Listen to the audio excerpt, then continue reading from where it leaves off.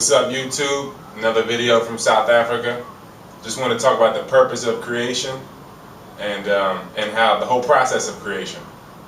Well, this first thing is important to know that, like I've been saying, God is you, and that God is omnipresent, and that there's no separation with God. It's completely undifferentiated. So, with that said, the purpose of creation is not to create an illusion of separation, but to just fully experience existence in different forms.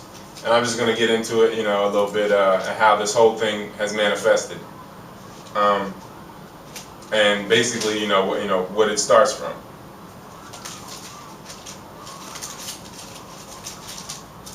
I'm gonna get to my right notes because I got a bunch of videos for y'all coming. All right, creation starts with the void. There's something that you can't perceive. That God, that essence, that consciousness, the awareness that is you, your will, that cannot be measured.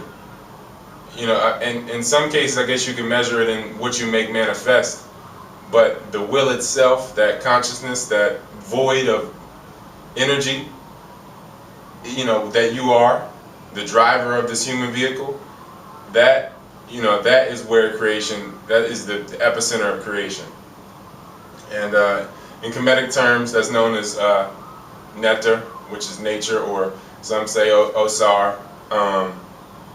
It starts in the subjective realm, not the subjective physical realm. And basically, God, or the awareness, speaks itself into existence. And again, it's important to know that God is you, and that you are a universe within a universe.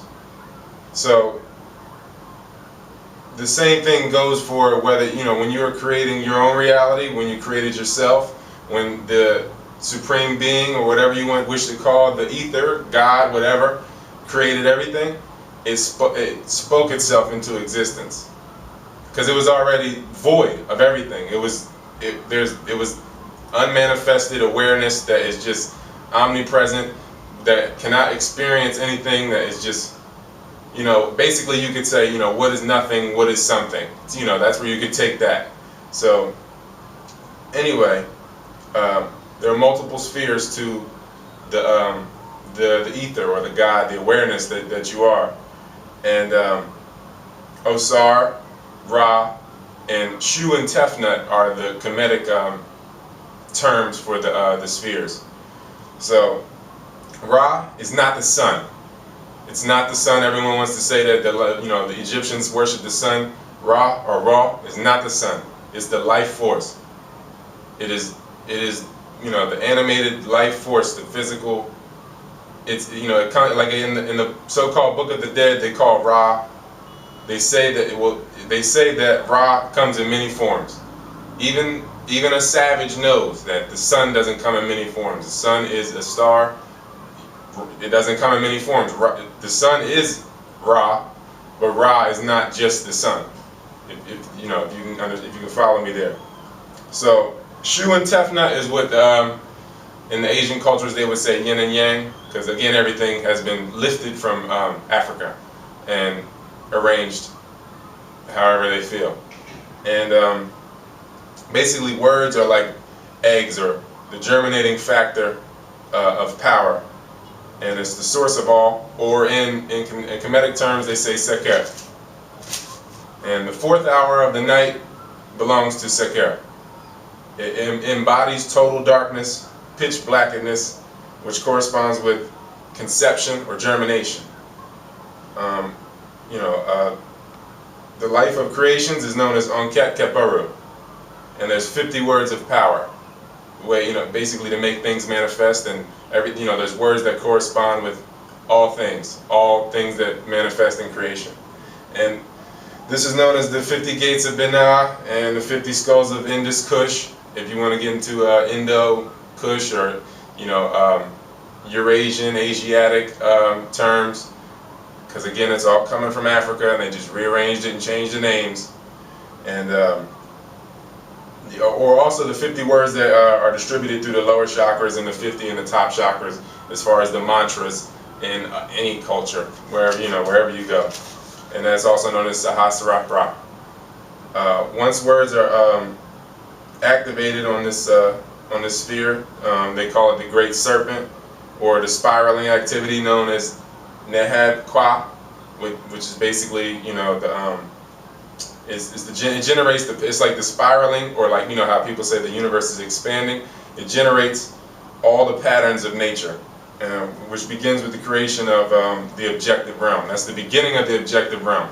It's the speaking of itself into existence, God, and the spinning, or the patterns that are created in the physical realm. That's the beginning, that's the groundwork. Now, before anything is created, all things that are created abide by Ma'at, or the divine laws that we must all divide by.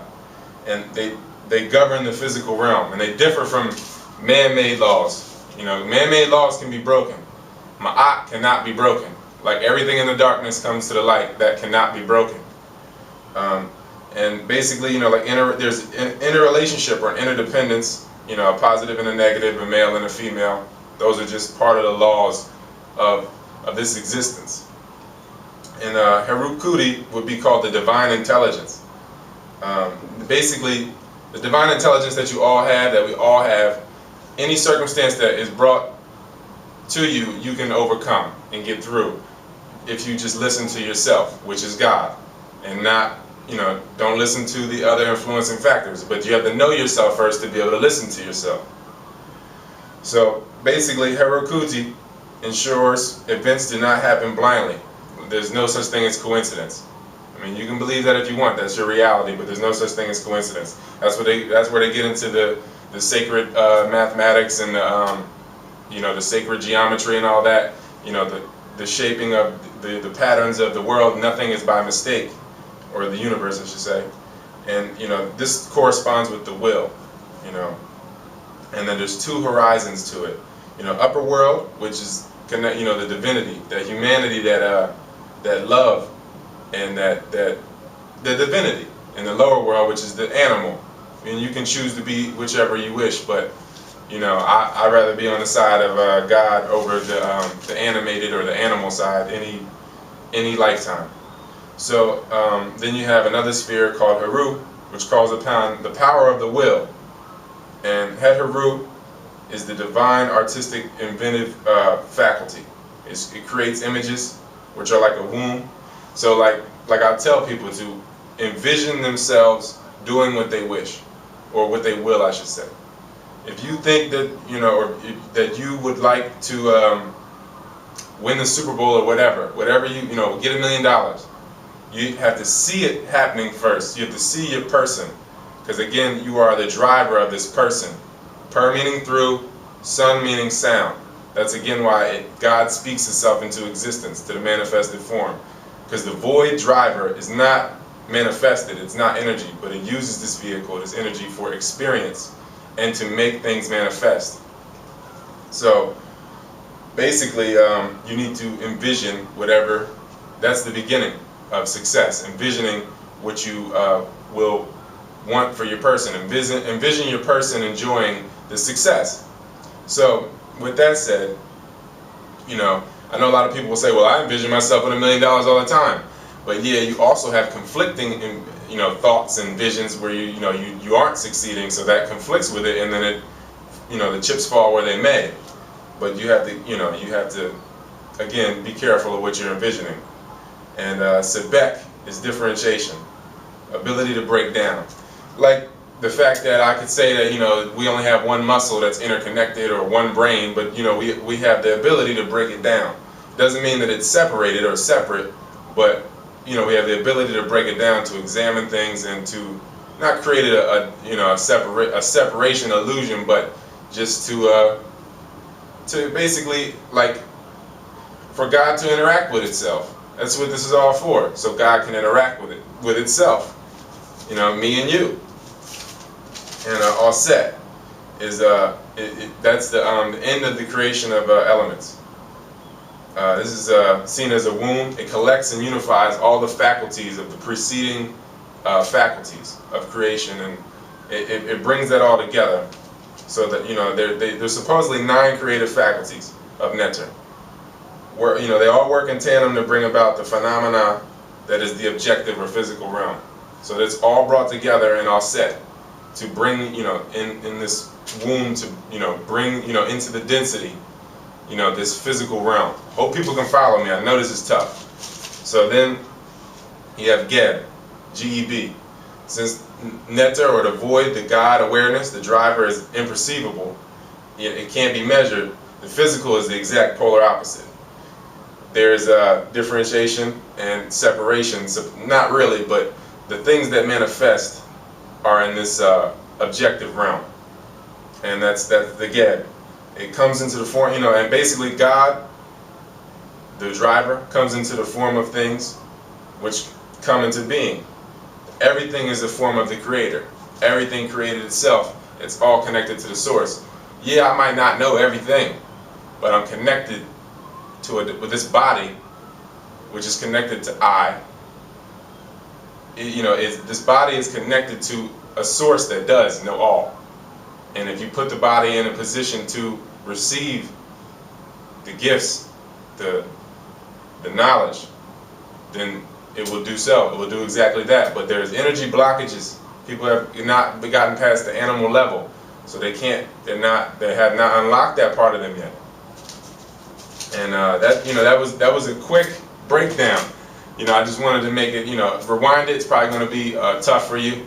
A lot of the words, I really don't like getting into words, but basically it just comes down to God, or you, speaks itself into existence, which is the beginning of the creating of all things that manifest in the physical objective realm.